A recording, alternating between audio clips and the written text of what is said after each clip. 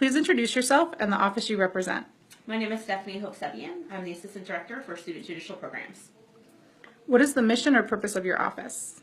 Essentially, our mission is to support the mission of the larger institution.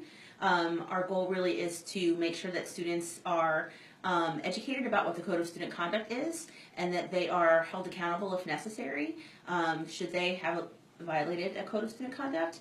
And our goal is to be educational and developmental with them so that hopefully they can continue to be successful students here at Western. What services do you provide residents? The biggest service I would say is that we have either meetings, conference meetings, or hearings for students who have allegedly violated the Code of Student Conduct. And so they will come to our office to sit down and have a conversation to determine if, in fact, they are in violation. And if so, we talk about appropriate sanctions or ways in which they'll be held accountable for their mistakes, poor decisions, and actions with those code violations. But we also are a resource for students as well, and so we can provide information that can be helpful to students for other offices on campus as well as areas within the community. And so should students have negative interactions and whatnot with the community, or maybe they need to go through the court system, we might be able to provide some information that could be helpful to students with that as well. Where is your office located? We are on the first floor of Seal Hall, on the complete opposite side of where housing is located. Our main office is room 101. Can students walk in or should they call or email first? Students can always walk in. Whether or not there will be somebody who's available to assist them will just depend on our individual schedules in the office. So probably calling or emailing would be best. But again, students stop by, and they actually stop by quite a bit, and if we are available, we definitely will help them. What big initiatives or goals can you share with us? So some big initiatives. Definitely we're looking right now to hopefully transition for next fall from using our PAVE database system into a Maxient database system, which will be much more user-friendly. As RAs who write incident reports, you will be then using that system as well. So that is something I think that we're going to be working on this semester to bring. We're also looking to continue to recruit for the University Judicial Board, which we are constantly interviewing and accepting students who are interested in being on the board. And so if that's something that you're interested in, shameless plug there, I'm going to recruit.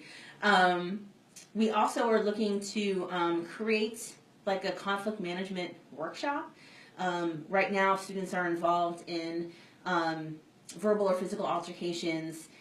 They often, if they're sanctioned, will go through the Counseling Center for an Aggression Management workshop, but there just aren't enough of those for all students, and so we're looking to create something that students who aren't just necessarily going through the conduct process, but who might just be experiencing a roommate conflict can also go through this workshop and hopefully learn some skills. Also, Title IX stuff is really big right now through the federal government and state government with sexual assault and things like that, and so we are looking to create some training, particularly for the folks who are on the University Judicial Board, to make sure that they are knowledgeable to be able to be to appropriately hear those cases that come through. How can RA staff support your office? I think RAs can support our office by just being knowledgeable about what the Code of Conduct is. I don't need you to memorize all 20-something codes. I definitely don't have them memorized myself. But just being familiar with them so that you can talk to students about what the codes are so that they're familiar. Same goes with any of the housing policies as well, because those also fall under the code. And then as students are talking with you, oftentimes they're scared when they get notified by our office that they need to come see us. Just calm them down. We're nice people. We have candy, and we're fun. And really, it's just about a conversation. There's no blame. This is not about people being bad people. Sometimes we all just make bad mistakes or make some poor choices. And so it's about having a conversation. We want to understand the student and understand what's going on. So you can help us out by kind of just sharing that information with students. They definitely want to be checking their email for notices from our office after there's a situation that they've been involved in, because they definitely want to make their appointment and come to their hearing. Many times students don't do that, and then it doesn't necessarily end up in their favor because the decision will be made in their absence. And then that means that they didn't have an opportunity to share with us their side of the story, and their voice is very important in this process. So I guess those would be kind of the key things to share. Is there anything else that you'd like to share with our staff? I think just know that we know in this office how hard you all work. I said this before to RAs. I think your role is the most important student role on any college campus. You all are dealing with a lot. And oftentimes the students that we're dealing with, they're coming to us kind of secondhand because you have likely dealt with them.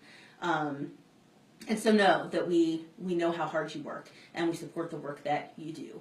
If at any time you have any questions about what's going on, depending on FERPA and privacy laws, we may or may not be able to share much information with you, but we're happy to sit down and talk with you and hear what it is that you have to say.